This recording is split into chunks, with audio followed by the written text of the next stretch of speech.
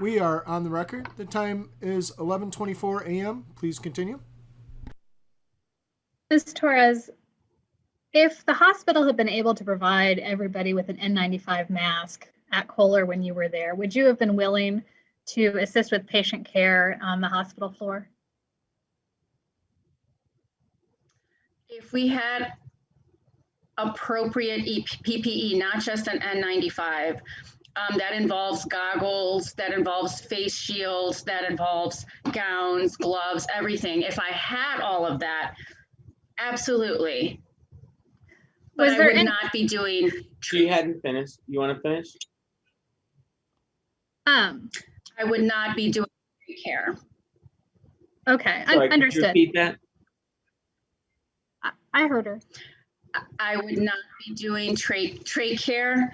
Anything that's aerosolizing procedure that respiratory would normally handle, that's not something I would be doing in any room. And they didn't have negative pressure rooms either. Okay.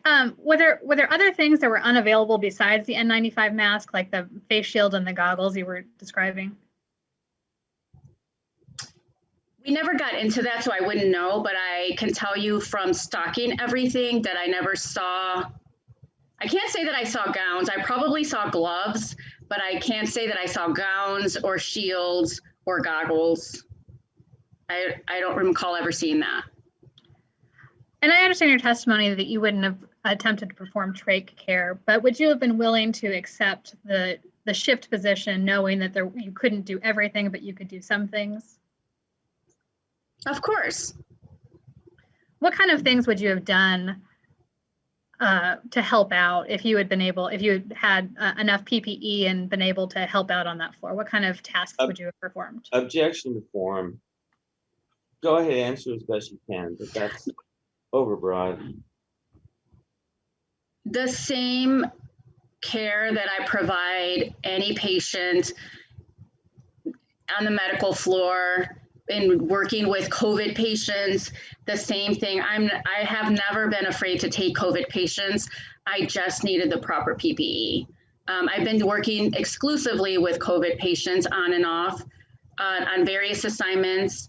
And, a lot of the hospitals rely on travel nurses to take care of their COVID patients instead of exposing their own staff at times.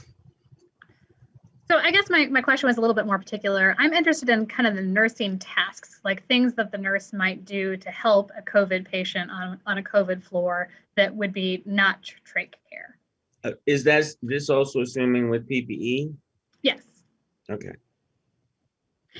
Hanging drips, administering medication, drawing blood, drawing labs, assisting to the bathroom,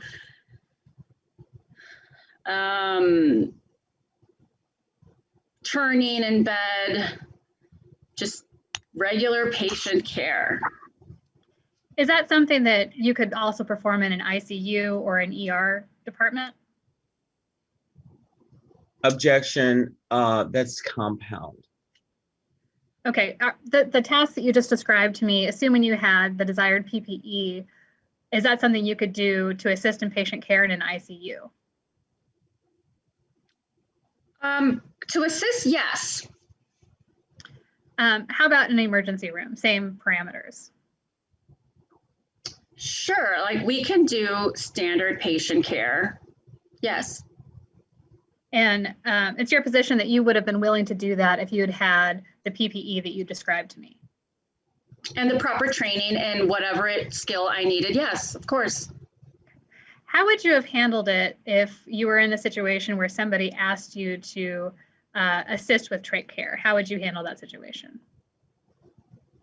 Assist with trach care? Well, I would be happy to assist if we were in a negative pressure room, because that is aerosolized. If a respiratory therapist told me it was safe to be in that room as they were doing this procedure, because as from what I know, working in the medical med-surg unit. And with COVID patients, when we did have patients who had any type of aerosolizing procedure, like a neb treatment, a nebulizer treatment, which is considered an aerosolizing procedure, nurses were not to enter the room for 30 minutes after that procedure was completed. So if somebody deemed it safe, I would do it under their instruction that it was, safe for me to enter. In your experience as a travel nurse throughout 2020 and in assisting with COVID patients, were you always in a negative pressure room when those type of things are being performed? I was never in one of those rooms when it was being performed.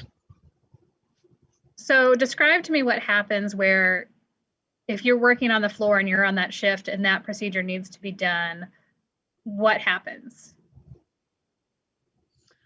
We try to time everything so that I can do my care before they have a nebulizer treatment, if that's what they were having done. I haven't experienced any trach patients myself in any other COVID experience this whole year. I haven't had any. The only ones that I saw were in New York. And since then, on all the COVID units, I haven't personally seen that on a med-surg unit, possibly in ICU, but I never had to assist with any of that or care for anybody with a trach. Is that because a trach is a more long-term ventilator solution? That's if somebody just needs a ventilator for a short term, do they do it through the mouth as opposed to through the neck?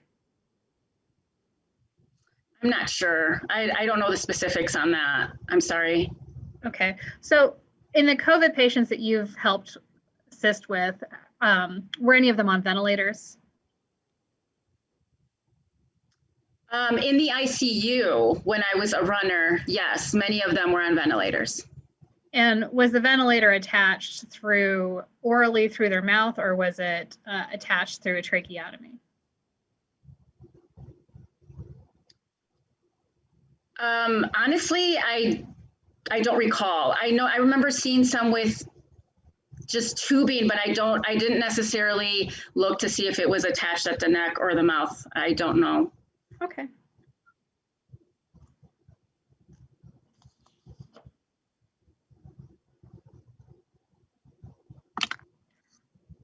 All right. Tell me about your last 12 hours in New York. After you got back from your last shift at Kohler, what happened at the hotel? That was when, after I showered, I went down, talked to Jennifer Pino, and we had that whole discussion.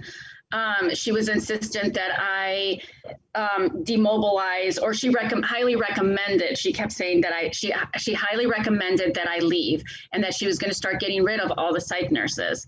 So at that time, I told her that a friend of mine who was in New York as well, in a different specialty, had actually messaged me that day and said that they were looking for psych nurses at her facility. And she wanted to recommend me to go there. So I mentioned it to Jennifer, stating, look, they have a position here. I can go here. And she said something to me like, oh, we can't babysit you. I can't send you there because I can't be babysitting you. And so she was just really, I felt, demeaning me and my specialty, and saying that she had no work for us there and that she was going to have all the psych nurses start going home. And she basically told me that she highly recommended that I demobilize immediately and wanted me to sign papers. And I told her that I would, actually, I don't know if I even said anything about I would not sign the papers. I just told her that it's a shame that I could be doing work there with proper PPE and proper training. And she just said that she had no use for me. And I remember telling her that my mom was actually at my house quarantining because she had cancer before, and she was just, they were trying to keep her, our whole family's trying to keep her safe. So I had her there, and now I had to send her back home, and I wouldn't have any work. And so I just turned around and I walked away from her. And I think she came after me. She was saying something to me about signing papers, and I just got on the elevator and went upstairs. At some point, did you talk to somebody in human resources at Crucial? Yes. I actually, maybe that night or sometime around there, I sent an email to Paul to let him know what had happened. But I never got a response from him. But yes, I did call Human Resources. I believe it might have, I don't know if it was that night or the next day. And I talked to somebody, I can't remember her name initially, maybe Taylor. I don't remember her name, but I called somebody, told her what had happened. She was very sympathetic, told me that she didn't want me to leave, I should wait, and she would try to look into it. So I believe then, I don't know if I didn't hear from her or I called back, but I ended up getting in touch with someone named Ann Nicole, and explained to her the situation. She was very sympathetic, told me that absolutely they wanted me to feel comfortable in my role and that she would be looking into it. But she advised that I got dressed, go downstairs and talk to someone downstairs again. So I went down there, and I think she told me a particular person that I should talk to, some kind of schedule coordinator or something. I went down there, looked for someone with a friend. I went down there and we were basically ignored. Or I felt ignored. And I tried to get somebody's attention and they were too busy. So I finally, after about 5 minutes, I went back to my room and called Ann Nicole again. And at that point, her demeanor had changed. She was not as friendly anymore.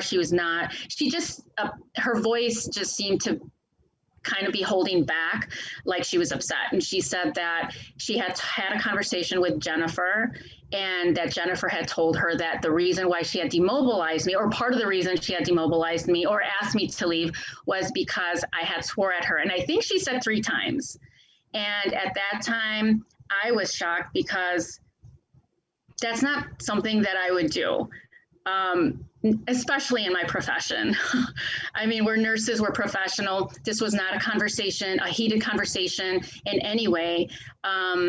So for her to have said that kind of took me back a little bit, but then to hear Ann Nicole's demeanor toward me and in believing that I had done this, I mean, one time is a little odd to even say, but then it's a little far-fetched to be saying that it happened 3 times.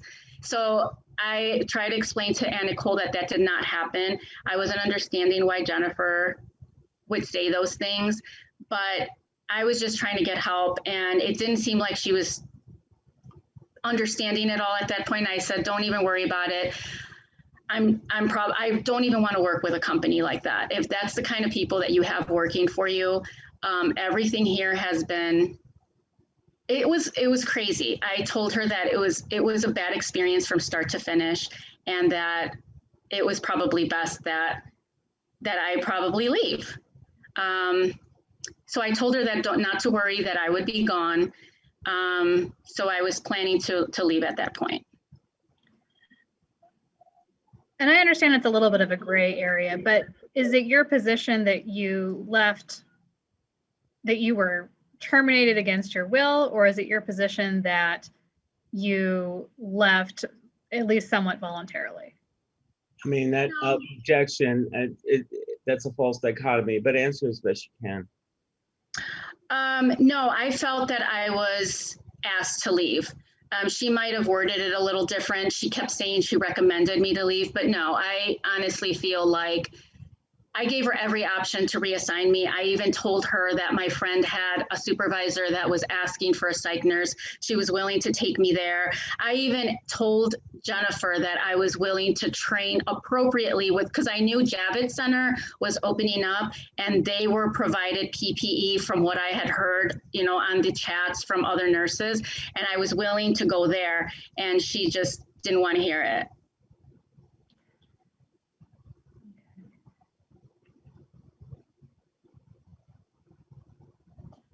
So tell me about, did you have any more interactions with Crucial staff between then and when you left? It was a back and forth with Ann Nicole more so. I don't know if I've tried calling again. I think that was basically it at that point. I didn't want to be begging for a job. I didn't want to be, I just felt like it was just not the type of company that I would like to be working for after everything that had happened. So how did you get home? I wanted to fly home, but at that point it had been like 2 days that I started having a little bit of a scratchy throat, but I always attributed it to, oh, it's this mask, because I wore that mask all the time. At some points, you know, we were even, I think, dehydrated because I was afraid to take off the mask. Even for lunch, like we took it off really fast and put it right back on. So I kept that mask on all the time, and it was difficult to breathe at times. And I just attributed it to using a mask all day.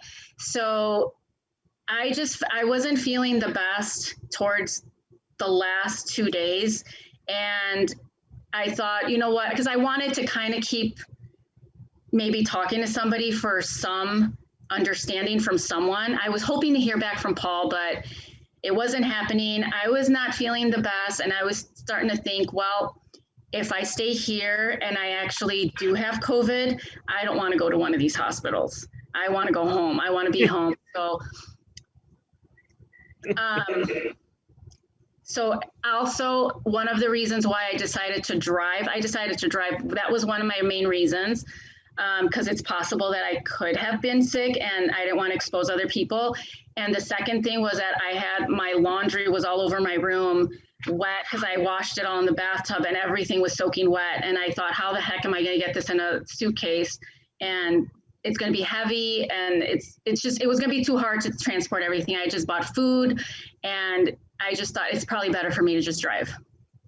So I rented a car. So tell me about the drive home. So I ended up leaving. Well, first of all, I called my friend and told her that I was leaving because she was somewhere else working for Crucial. I told her I was leaving, and she tried to get me to talk to her supervisor. She had me wait for a few hours. She's like, no, I talked to her. She wants you. Let me try to make some calls. We'll try to get you over here. Don't leave. I mean, I told her. Can you tell me your friend's name? Sorry to interrupt. Yeah, it's Carrie, Carrie. I think it's Munson, but I think her Facebook name is different. It's Munson, Munson.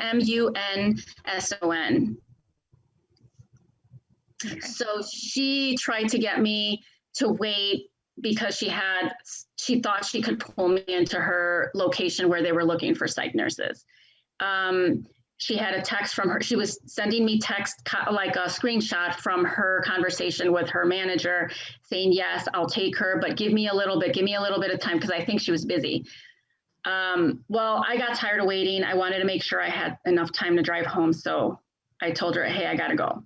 Do you know if Carrie's supervisor that she was talking about, do you know if that was a Crucial employee or was that a hospital employee? Honestly, I don't know. Okay. Okay, so where did you get the rental car? I believe I got it Hertz. At Hertz, I called. I think they had a special rates for first responders. I think that's why I called them. Sure. Do you recall how much the rental fee was for the rental car? I don't, but I remember like I had to pay for, I don't know, $200-300. I can't remember. It wasn't a whole lot, but I mean, I was only going to have it one day. So. Okay. Okay. So you're driving home. If you were to not make any stops at all, how many hours would that be? I think it took me 12 or 13 hours. And I think I only stopped to put gas. I don't think I stopped to rest really. I don't recall like stopping at a rest stop to rest, because I normally do that when I'm tired. But I think I might have only stopped a few times to pump gas. I was trying to get home. Sure. At some point, did you start feeling more sick during your drive? Yeah, I actually called one physician's assistant friend of mine. and just told him, hey, so let me just run this by you. And I kind of explained to him that I started with a scratchy throat and now I was feeling kind of constricted because obviously in the car I was alone. I didn't have my mask on, and because I do have asthma or exercise-induced asthma, but it's not something that ever flares up. It's very rare that I use an inhaler. And so I told him, hey, I'm having this constriction. Can you tell me what could possibly be going on? And he told me, after I explained everything to him, he was like, that's probably COVID. And then I was like, oh my gosh, don't tell me that. You think it is? And he's like, absolutely. You know, that's what we've been seeing and stuff. So he told me that I should just go home, get rest, call your doctor, see what she wants you to do. But so it kind of scared me a little bit because I had not had any constriction, especially without a mask. So I went home and I just waited out until the next day, and I was going to call my doctor, and I did call my doctor. Wait, so when you say you got home, did you go home to your house, or did you go, or was your mother there, or what was your No, she was already out of there.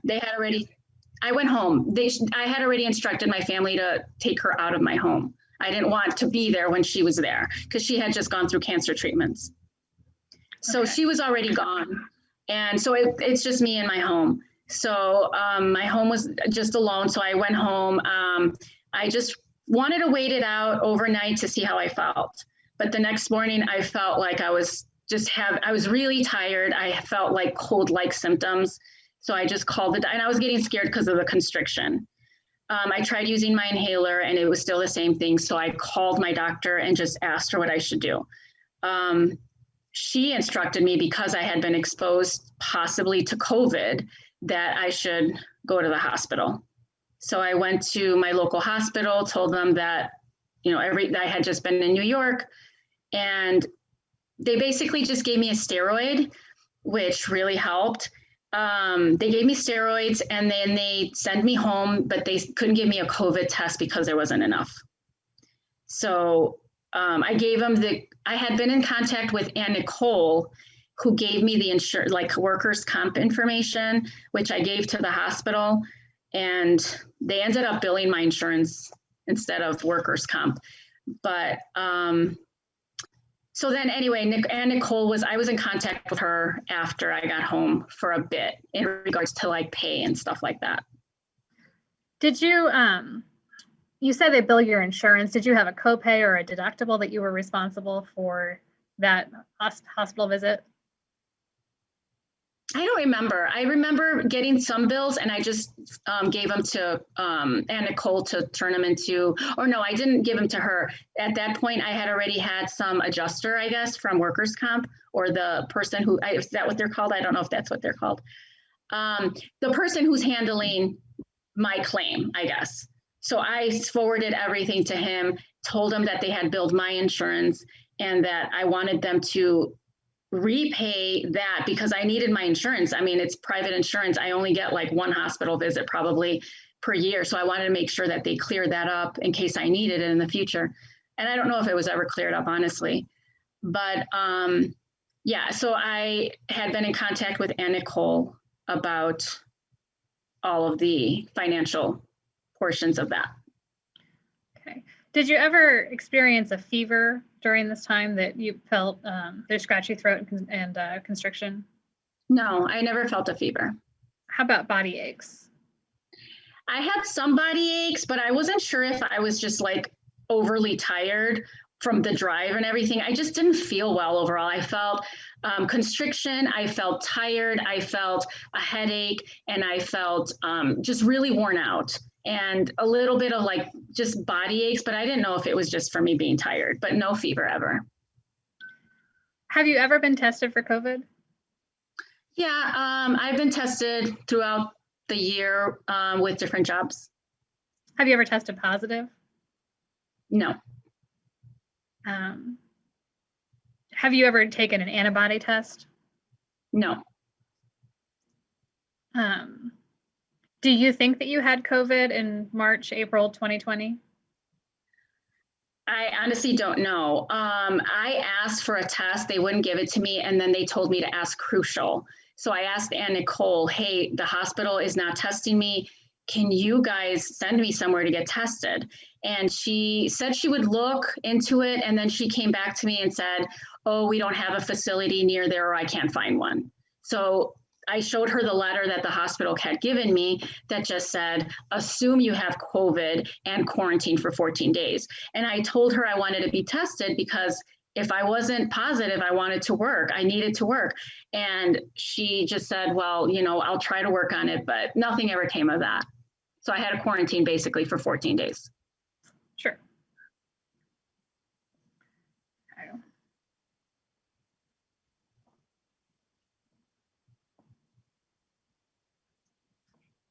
How long did you stay home? So you said you quarantined for 14 days. How long between when you left Crucial to when you took your next job? 3 weeks.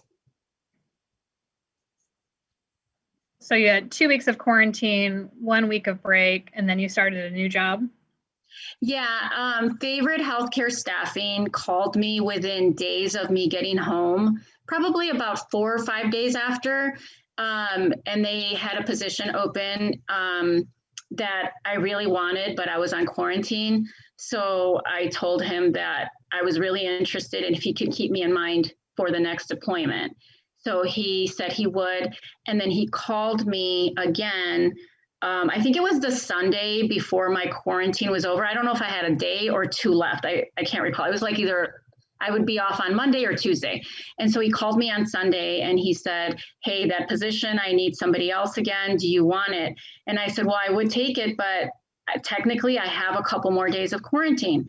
And he said, yeah, we can't take you. And I said, well, I understand. I mean, I have to wait it out, you know? So then they didn't have anything for another week. So I had to wait another week until they called me again. Okay. And then when you finally got to go, what was that assignment? That was at Cook County Jail in Chicago.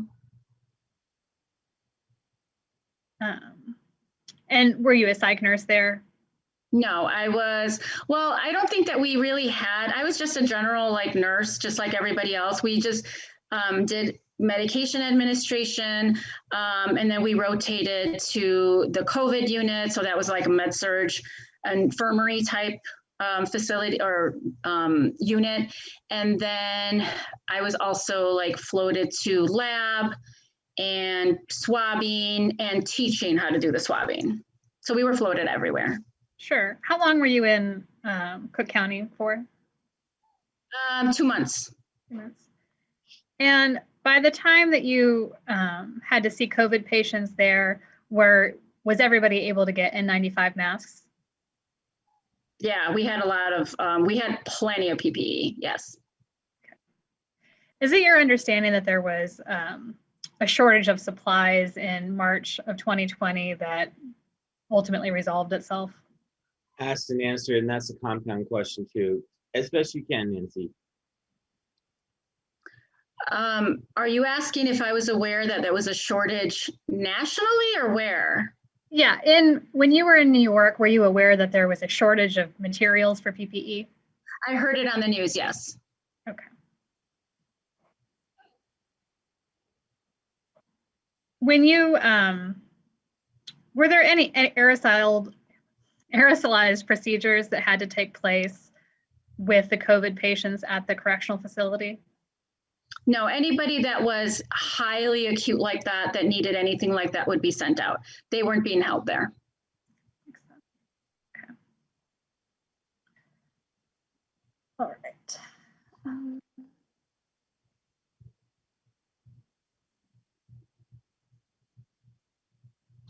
All right, there's some documents that I'd like to take you through, and I'm going to do the share screen function. If for some reason you can't see them when I say I'm sharing something, certainly let me know, because Okay. Technology is not my best. Okay, here we go. All right, I'm going to show you what I've marked as Exhibit 1. And I'm going to scroll slowly, and if you want me to scroll even slower, I'm certainly happy to do that.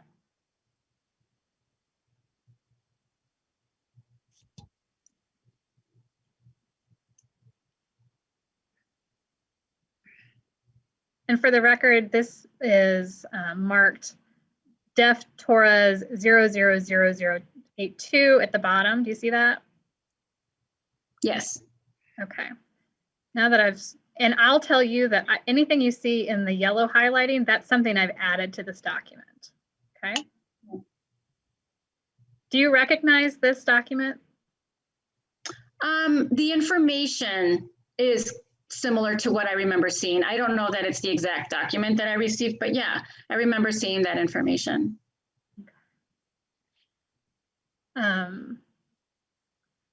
All right, so this says you will initially work 14 to 21 days in a row with a probable renewal of 14 to 21 days. Mm-hmm. Was that your understanding of this assignment when you went to New York? Yes. Would you have planned to stay for the full 6 weeks if the job had been what you wanted it to be? Yes. Okay. All right. Do you see here that it says your first shift will be Tuesday, March 24th? Yes.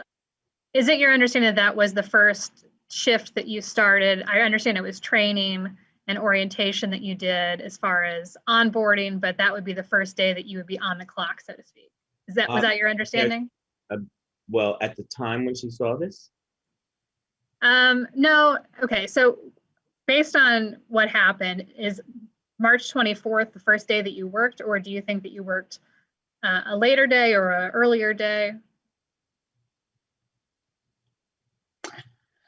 It's hard to say. I don't recall. I don't think there was ever a particular day that we were told that we would start. I just know, I assumed that my first day is just, in any contract, it's the day you arrive. That's like your first day of your assignment, regardless of what you're doing.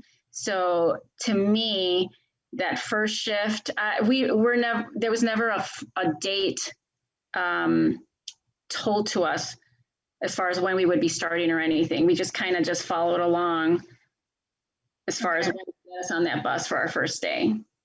But you think you might have seen this document before? Well, some of the information on there is very familiar, but definitely never a first day. That's never given on any crisis assignment. They just usually tell you when they want you there by. That's it. Okay, so here it says, no, I don't think this one says that. Okay, that's all I've got here. All right, now I'd like to show you what I've marked as Exhibit 2.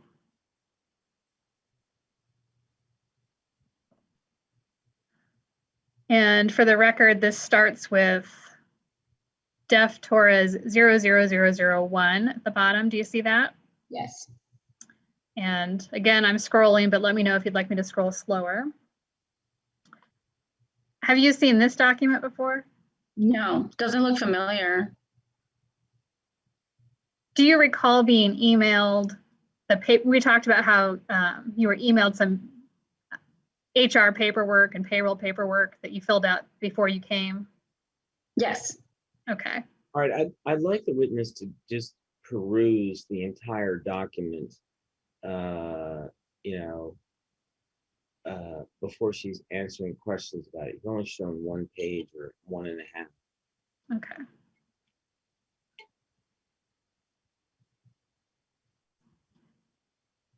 That looks to have a lot more information than I remember ever receiving. Like I don't remember ever seeing anything about 401k or holidays or like these must be some new documents because there's a lot of information there that I don't remember seeing. All right, you didn't show her the whole document until you got to the very end, and it appears that there is a signature there. So I object to the line of questioning up to the point where you got to the last page because you just showed her the first 1.5 pages before you got to the end rather than ask her to look through the whole document. Go ahead. There's no question, but that's my... Ms. Torres, I'm not intending this to be a gotcha. I'm sure I sign documents all the time that I don't really recall, but I'm showing you what's been marked again, this is Exhibit 2, and at the bottom of the page it says Def Torres 00019, and it looks like your name and a DocuSign indicating that you executed this acknowledgement here. This is a acknowledgement. I understand that you don't recall seeing this document before, but do you have any reason to believe that you did not sign this? No, I think that maybe we were probably told to sign something, but I don't remember a packet being that, because I have some on my emails, but I don't remember it. I just remember it being very basic information because of a crisis deployment. This has like 401k, this has all this other stuff that I don't necessarily know that they were doing that early on. Maybe, and if they were, I probably just like signed something without even like seeing it, but it kind of feels like there's a whole lot there, probably more so for like a basic contract versus a crisis contract. Okay, but, and now I've scrolled on to page Def Torres 00020, and this looks like a direct deposit. Wait, do you have her whole account number in that document? Could you please redact? Could you please redact that? Yeah. All right, thank you. And if we're going to go any further with any other sensitive information, her social security has been redacted. I see that. But you know, my point, I think, should be well taken.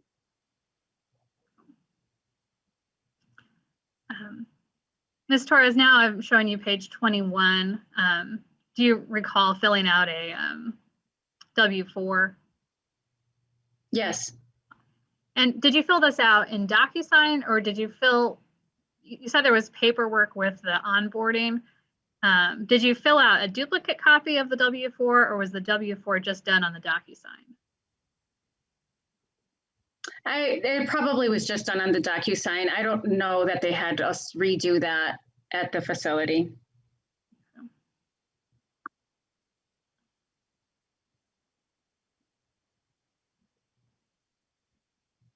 All right, I think that is, and then you're okay.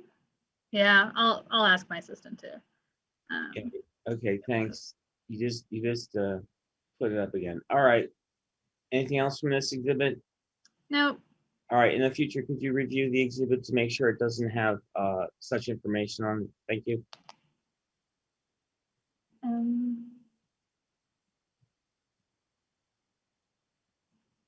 Okay. Now I'm going to show you Exhibit 3.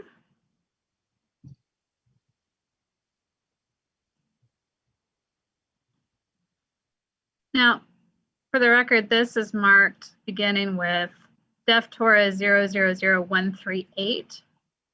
And Ms. Torres, it's very possible and very likely that you have never seen this document. This document is a record of the text messages and emails that Crucial sent to you. So it's a Crucial record, but it's intended to be a record of the communications they had with you. So, and again, anything in yellow highlighting is something I've added to this exhibit.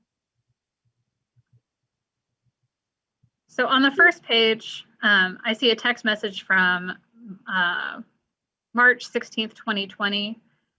So, and I'll let you look at this for a second before I ask any questions. How far do you want her to look? Just this part. Well, that phone number is the actual area code is wrong. So I probably never saw it because they have that area code wrong. Sorry. So did you receive any text messages from Crucial as part of this assignment? Yes, I was. At times I was getting text messages. Okay. Is that your email address there, that Gmail? Yes. Okay. Do you recall receiving this message via email on or around March 16th?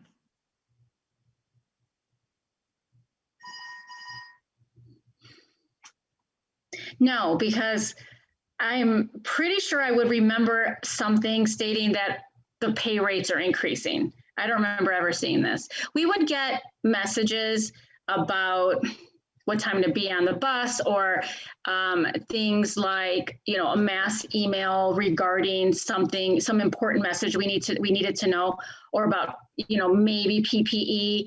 But like this, pay rates increasing. So this would have been to help on your timeline. So this would have been more than a week before you came to New York. So this would have been well in advance. What would have been? This meant March 16th. If this was sent, that date was what, a week or maybe a few days plus a week in advance? Is that what you're saying? I mean, well is kind of vague. Okay, so I understand that when you were in New York, you would get alerts, text messages about logistics. So I'm just asking if you recall receiving emails as during the process when you were waiting to be assigned and accepted, when you were interested in the opportunity. No, actually, no. Now that I think about it, absolutely no. We got no messages like this until after I had deployed. Then we started getting all like communication messages via text. I remember I think I was the first or second deployment with Crucial. I don't know if they had been around before that, but for this particular assignment in New York, it was, I don't remember ever having anything on my phone from them like that. It was basically, I called, they told me I needed to fill this information out. I needed to do FEMA testing, background check, and then I needed to call in. And that's how I got on. I had to call in at a certain time, and that's how I received my assignment. Any communication, I ended up calling and letting them know, hey, I couldn't get on the plane today because this happened. But I don't remember ever receiving text messages like these until after I was in New York. So, and I think I can explain that because it looks like they've got the wrong. Don't testify for, I mean, you know, maybe you could put it in a question form. Right. So looks like if this was sent to this phone number, then you wouldn't have received the text message because that's not your number. But do you recall receiving emails before you arrived in New York? Because the way the alert messaging works is it sends messages both via email and text. Well, that assumes facts, not evidence. If you want to ask her to assume that's how it works, that's fine. But don't make a statement as to how it works, because we don't know if that's how it works. I remember seeing a couple emails during the later parts of my deployment, but I don't know if the whole thing was messed up, because I'm familiar with what you're saying, that you usually get a text and then you get an email.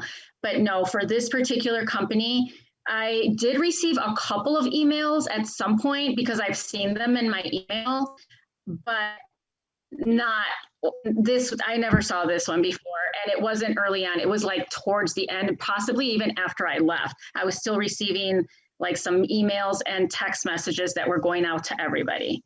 But no, I didn't receive any. I can tell you that I don't recall seeing any text messages, and I don't believe there are any emails early on from Crucial until, at least not the mass ones. Yes, the ones for onboarding, a couple of things like that that I needed to fill out, particularly for certain things.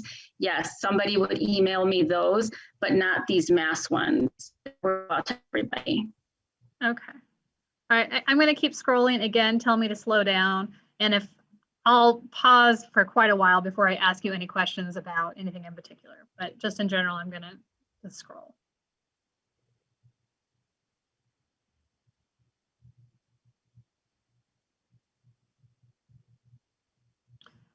Okay, could you look what I have on the screen here for a second? Yeah. Yeah, I don't recall seeing this either. Okay, so on page Def Torres 000139 at 3:20, 2020 at 11:08 a.m. It says Don Williams sent out a notification in event. Lady Liberty deployed to 3:20 confirmation email, and it says sent via SMS and email. And then the text of this looks like, I'm going to show you another exhibit. I guess review that. I'll give you a minute to look that over.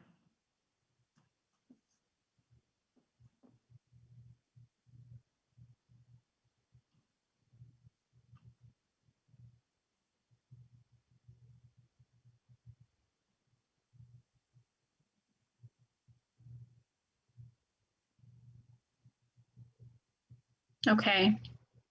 Okay, and then I believe that is the same message as looking at Exhibit 1.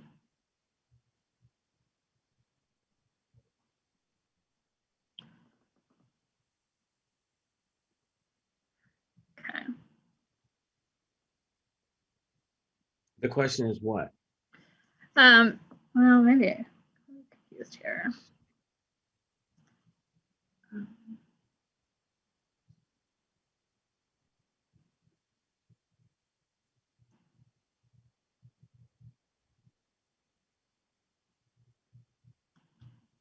Actually, sorry, Take your time. I screwed up. No. Take your time.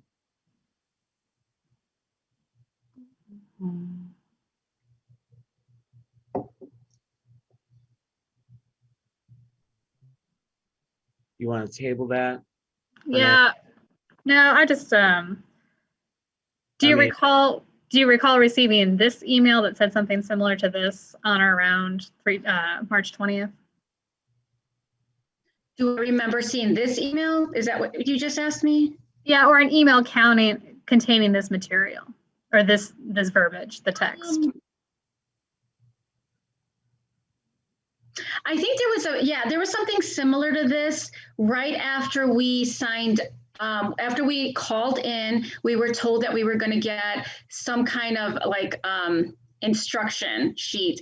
And this seems like it may not be the exact same one, but some of the information here, but I don't know about this Dawn Williams, this Lady Liberty, but like some of the information I remember them telling us, if you don't give your itinerary, call here. But I mean, everything was taken care of right after that call.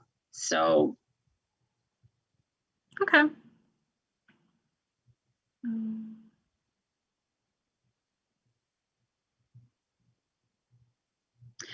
Can you scroll up a little bit? I want Sure. to see something. Do you want me to keep going? Well, I feel like this, because even the pay rate was different on here.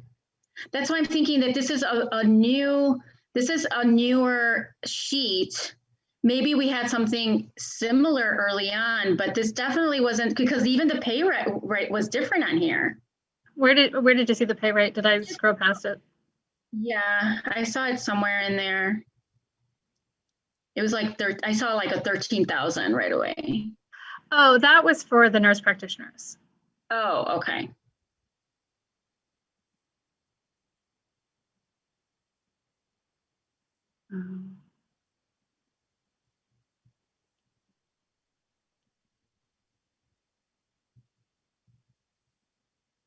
Okay, so now I'm looking at page Def Torres 000148, and I'm looking at a message sent 3/25/2020 at 4:46 a.m. by Alex Render, and it says it was sent via email, and it looks like all AM shift nurses. And then I see your name. This is quite the text, or quite the email. I see your name here on page Def Torres 000150. And it says, the highlighted portion says CView 077-1930 Nancy Torres. Yes. Did you recall receiving this email? Yes, that's the day that I told you that I had this was at 4 a.m. So they ended up not sending us to CView because they didn't know that any of the nurses were coming.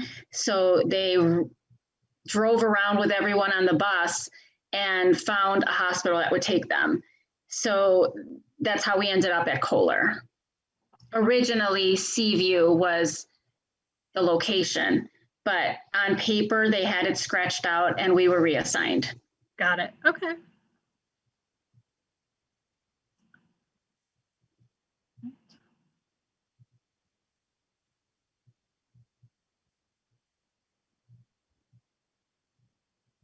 I apologize. I should have marked what pages I had highlighted things, but we'll just continue.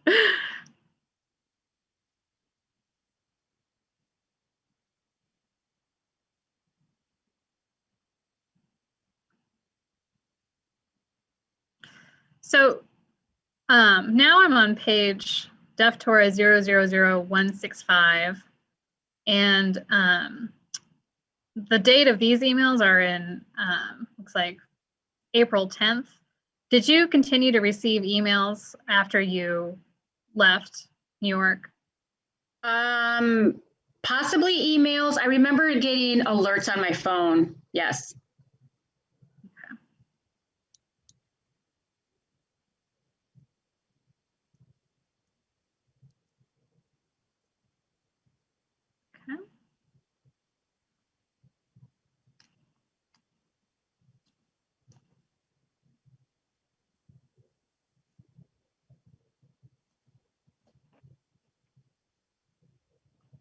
Okay. Now I'm going to show you Exhibit 4.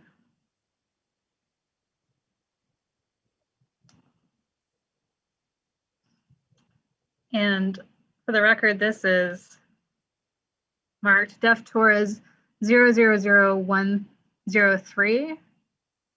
Can you tell me what this document is? I think it's a chest x-ray.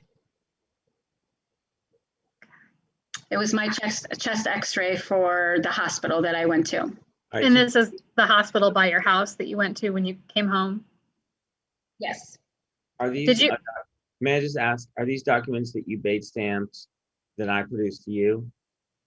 No, these are ones we produced to you. I believe she provided them to Ann Nicole, as she said. All right, fine.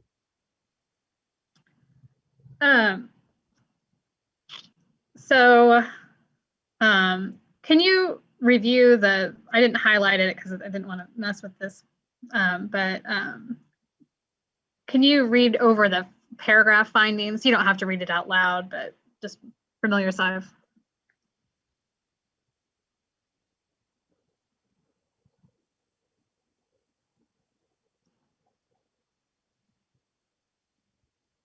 Okay. So in layman's terms, what is the doctor describing here? Just the heart is normal. Lungs appear to be normal. The vasculature, meaning like the veins, the bronchioles, all that seems normal. There's no air, which is kind of when air is caught between the heart and the lining, it's called a pleural effusion. So here there's no pleural fluid collection or air.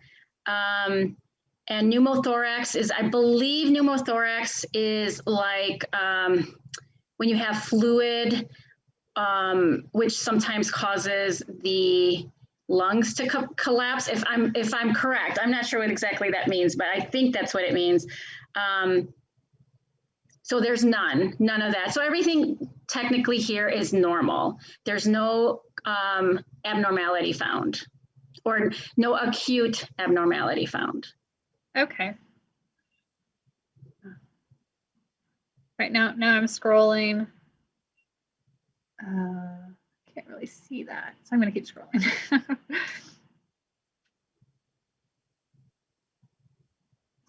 And I'm on page now, Def Torres 000105, and under prescriptions it says prednisone. Is that the steroid you were describing earlier? Yes. Okay. And did you have to pay for the prednisone? I did, but I believe I sent the the actual receipt to the person who was handling my claim, and he ended up reimbursing for it. Okay. What is it that a steroid does in this situation to help? It reduces inflammation. Okay.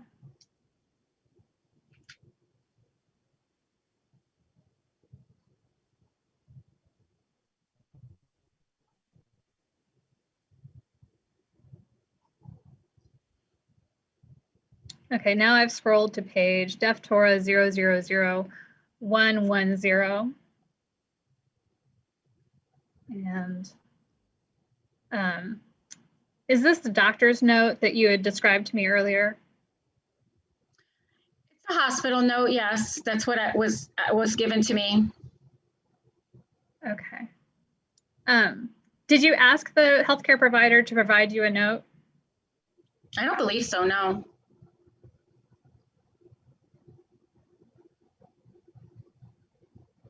And it says, due to state restrictions, they did not meet the testing criteria. Were you aware what the state restrictions on testing were at that point in Illinois? No, but what was explained to me by the staff there was that the test, they're so limited on the test that they're using that for people who are coming in with severe respiratory distress, or for people who are on their own staff to be tested for COVID. So it was really up to me to go to my employer and have them send me somewhere where they can test me, which is what I did. I talked to Ann Nicole about it. Okay. But she wasn't able to find you a spot, is that correct? Yes.